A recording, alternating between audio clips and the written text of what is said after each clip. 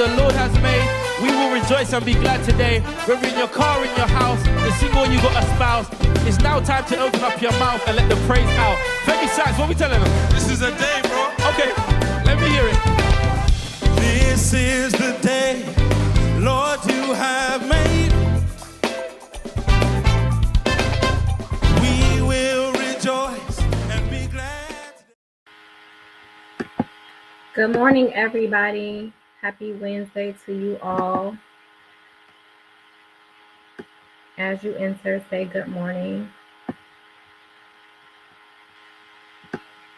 Let me know that you are here. My laptop sounds a little loud on this morning.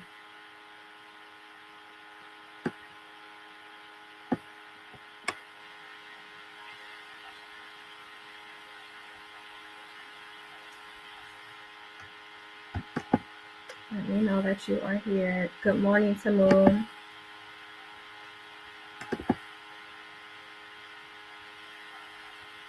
Good morning.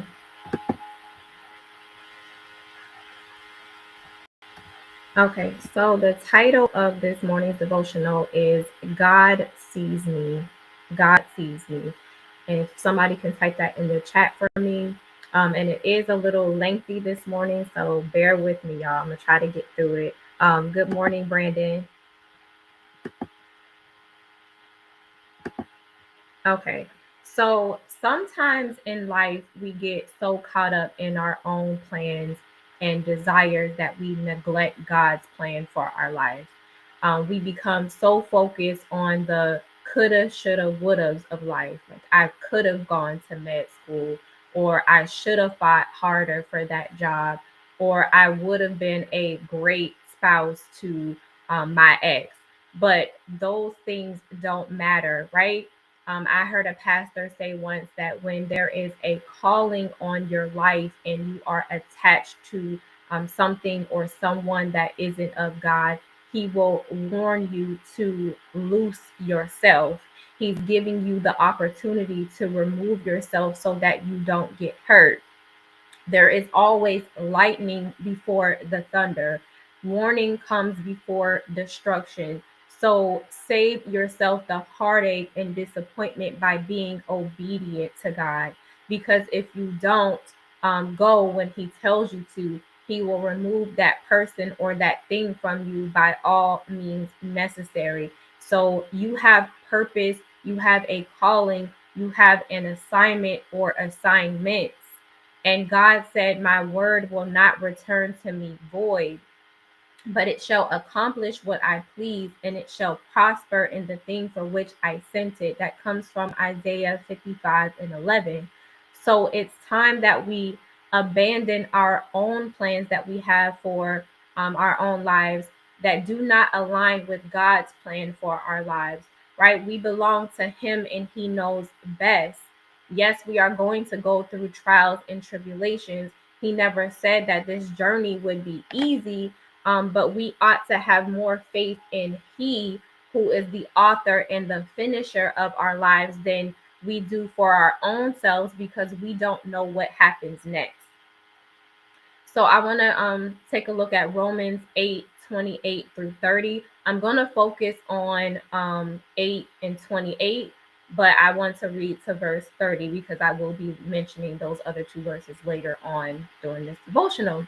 So the amplified version of Romans 8:28-30, it reads, and we know with great confidence that God, who is deeply concerned about us, causes all things to work together as a plan for good for those who love God, to those who are called according to his plan and purpose. Verse 29, for those whom he foreknew and loved and chose beforehand, he also predestined to be conformed to the image of his Son and ultimately share in his complete sanctification, so that he would be the firstborn, the most beloved and honored among many believers. Verse 30, and those whom he predestined, he also called, and those whom he called, he also justified, declared free of the guilt of sin, and those whom he justified, he also glorified, raising them to a heavenly dignity. So these verses are full of hope. We can stand firm and be confident in the word of God because we know that his word is bond, right? His word is true. He cannot lie. He is a God that does not lie. He cannot lie. So notice that in verse 28, Paul did not say that all things are good. He did not say all things are good. He said God causes all things to work together for good for those who love God. So all things aren't good, but God causes all things to work together for good for those who love God.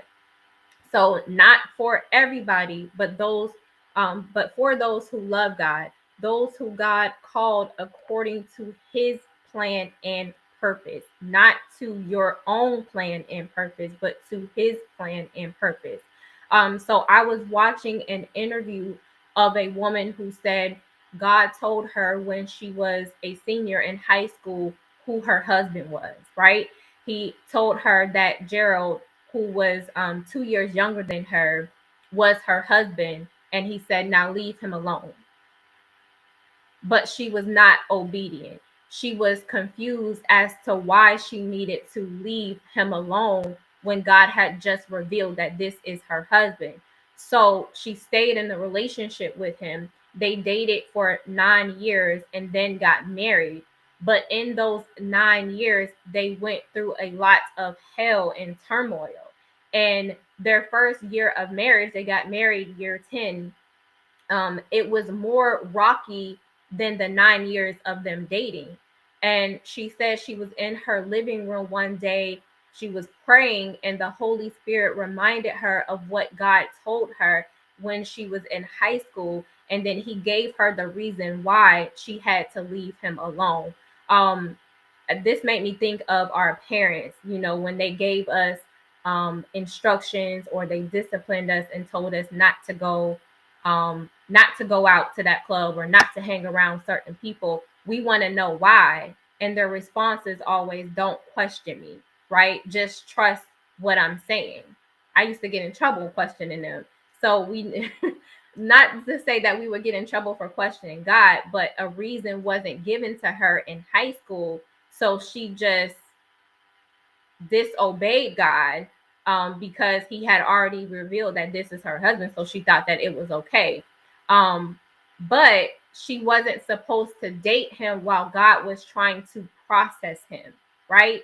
Because she was disobedient, she ended up witnessing things that she should not have. She shouldn't have known certain things about him during his processing season. She actually prolonged her marriage season. She still got to marry him, but she also went through a lot of hell that she would not have gone through had she been obedient to Christ. So God revealing the name of her husband to her was for her peace, but his command to leave him alone was for her protection. So her disobedience caused her 10 years of no peace. And whenever she got the initial word in high school from God, she did not tell her boyfriend at the time. She didn't tell him until she was reminded of it during their first year of marriage in her living room. So be obedient to Christ. What are you holding on to that God told you to let go of? What right now in this season of your life is disturbing your peace? What's disturbing your peace? Sometimes we hold on to people because we want them to see us for who we are. But God will put a blinder on that person to hide you from them, not to embarrass you, not to hurt you, but to protect you. So it doesn't matter who sees you or who doesn't see you. All that matters is God sees you, right? El Roy or El Roi, ROI. That means the God who sees me, right? I want to take a look at the life of Hagar because she referred to God as this name in Genesis. But just an overview, back in Genesis 15, the word of the Lord had came to Abram in a vision, and God promised him an heir.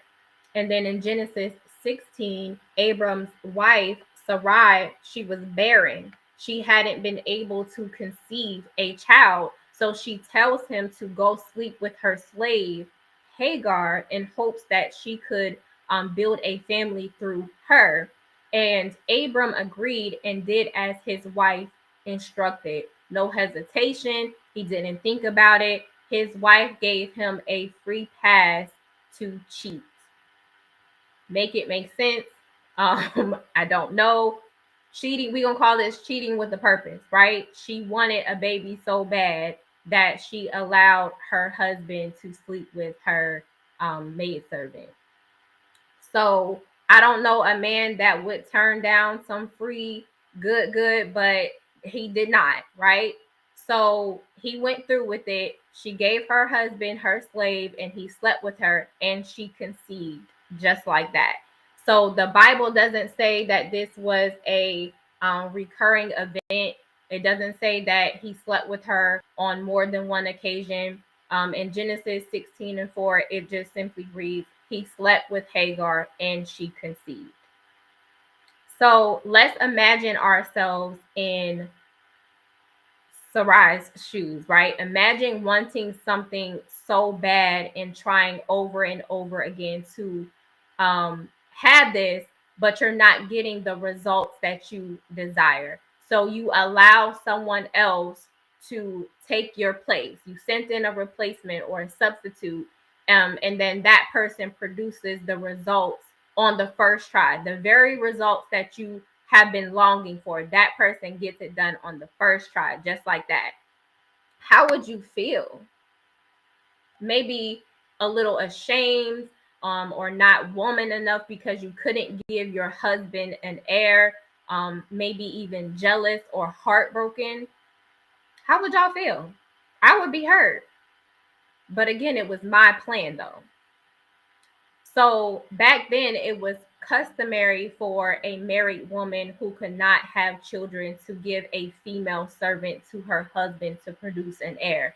We've seen this with Leah and Rachel, the two sisters. They gave their maid servants to their husband Jacob as concubines. But the children back then, once the concubine conceived, the children would be considered the children of the wife, right? This was a worldly custom, right? This was not in God's preferred will. However, it was in his permissive will. He allowed it to happen, but he didn't prefer it. So sometimes God will allow your plans to happen to teach you a lesson.